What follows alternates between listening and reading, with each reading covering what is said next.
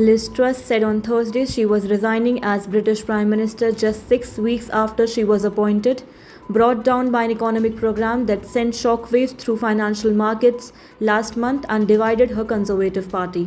Speaking outside the door of her number 10 Downing Street office, Truss accepted that she could not deliver the promises she made when she was running for Conservative leader, having lost the faith of her party.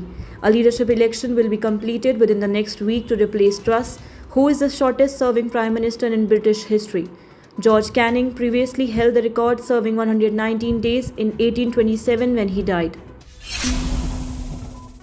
Pakistan Prime Minister Shehbaz Sharif is set to visit China next month, a move which is seen as a bid to boost economic ties between the two nations. The visit comes at a time when cash-strapped Pakistan is trying to arrange billions of dollars for payment of debts and bridge the trade deficit. Minister for Planning and Development Ehsan Iqbal confirmed the visit while addressing the media in Islamabad. He said that Sharif's visit to China next month is expected to give a new impetus to the China-Pakistan Economic Corridor project. However, according to diplomatic sources, the Prime Minister would seek relaxation in the payment of Chinese debt after the decision that the country would not go to the Paris Club to reschedule its $27 billion debt.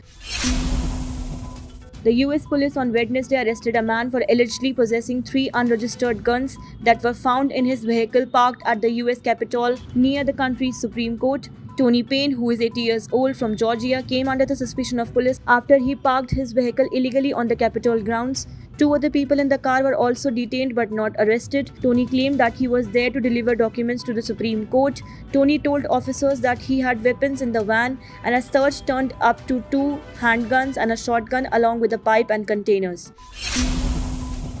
Singapore police and auxiliary police officers will step up patrolling in the Little India precinct to maintain law and order during Diwali, as large crowds are expected in the locality on Sunday at the eve of the Festival of Lights. In an advisory issued on Thursday, the Singapore police force reminded the public about restrictions on drinking alcohol in the area, setting off sparklers, and illegally discharging fireworks. This is the first Diwali post-pandemic, and there is an atmosphere of an extended weekend as the festival falls on Monday.